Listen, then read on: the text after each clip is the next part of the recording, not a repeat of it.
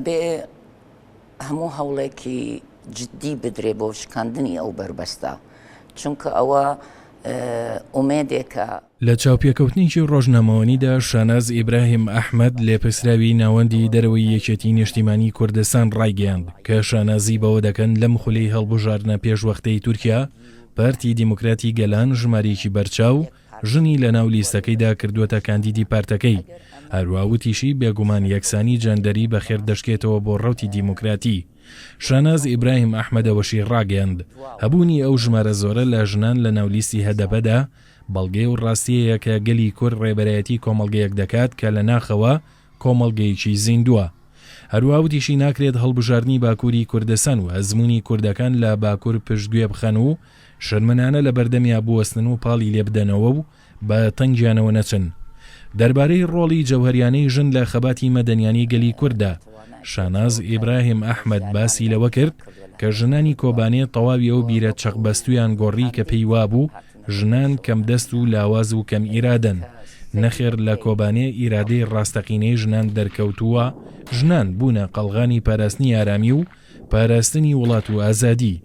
بە خۆشبەختیەوە ڕایدەگەێنم کە ژنانی کورد بوونە نمونەی پێشەنگایەتی ژنانی جیهان لەم سەردەمی پێشکەوتنەدا.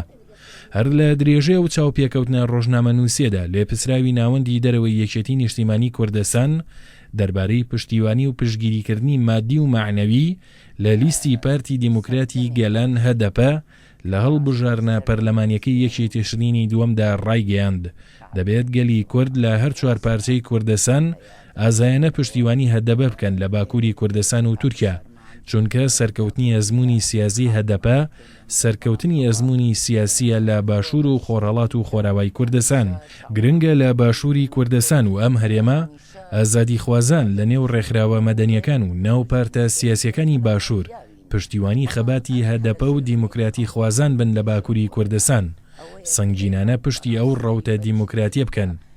شاناز ئیبراهیم ئەحمەد باری سەرنج و تێبینیەکانی لەمەڕ ئەزمموی باکوور وها خستە ڕوو ڕایگەیاند کە ناکرێت هەڵبژاردننی باکووری کوردستان و ئەزمموی کوردەکان لە باکوور پشتگوێ بخەن و شەرمنانە لە بەردەمیا بوەستن و پاڵی لێ بدەنەوە وەگەوەی لەسەر دەستکەوتان نەتەوەییەکان بنوین و بێخەبەر بین.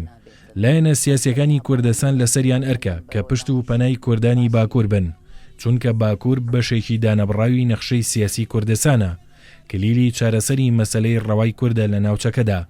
بۆ ئەم گەڕی دووەمەی هەڵبژاردننیش دەبێت کورد لە باکوور وەک حوتی حوزەیران خاوەندارێتی ڕاستەقینە لە نوێنەرانی هەدەپە بکەن، چونکە سەرکەوتنی هەدەپە سەرکەوتنی خەباتی ڕەوای کووردە لە باکووری وڵات.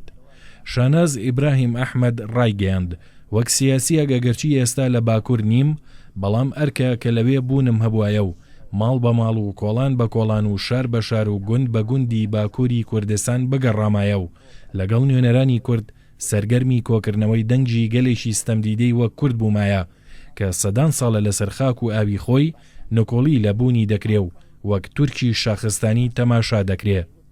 دەربارەی سیاسەتی یەکێتی نیشتیمانی کوردستان شاناز ئیبراهیم ئەحمەد دووپاتی کردەوە کە یەکێتی نیشتیمانی کوردستان دەمێ ساڵە بڕوای تەواوی بە خەباتی کووردە لە پارچەکانی تر، یەکێتی بڕوای قوڵی تەواوی بە خەباتی پارتەکانی تر هەیە و هەر لەو سۆنگەیەش هەرگیز ڕێگەی بەخۆی نەداوە دەزوەر بدات لە کاروباری پارتەکانی کوردستان.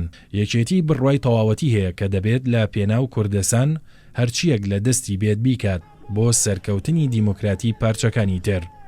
نمونەی هەرە زیندوو لە بانگەشەکانی حوتی حوزەیران یەکێتی کۆمەڵێک دەستە بژێری ناردە باکوور و لە ڕێگەی کادیران و ئەندامانی پەرلەمانی فراکسیۆنی سەوز هاوبەشی کرد لە سەرخستنی کامپینی بانگەشەی پارتی دیموکراتی گەلان. بنەمای پاڵپشتی لە برایانمان لە پارچەکانی تر هەرگیز خاڵێک نەبووە کە یەکێتی پاشگەز بێتەوە لێی، وەک یەکێتی ڕۆڵمان هەبووە لەوە کە بڕوامان بەو سنوورە ساختانە نییە کە لە کوردستان بەدەستی داگیرکەران دروست کراون، کار بۆ ئەوەش دەکەین بە پشتیوانیکردن لە یەک ئەو سنوورە دەستکردانە نێڵین و یەک ماڵانە کار بۆ بەرژەوەندیە باڵەکانی گەلەکەمان بکەین. شاناز ئیبراهیم ئەحمەد ڕایگەیاند دەبێت هەموو هەوڵێکی شێلگیرانە بدرێت کە کورد لە باکوور بۆ ئەم گەڕی دووەمەی هەڵبژاردن پاڵپشتی زیاتر لە هەدەپە بکە و ئەو پارتە دیموکراتی خوازە بکاتە نوێنەری ڕاستەقینەی خۆی. گرنگە کورد دووبارە بربەستی لە سەدادەی هەڵبژاردنەکان تێک بشکێنێ و زیاتر لە 80 پەرلەمانتار ڕەوانەی پەرلەمانی تورکیا بکات.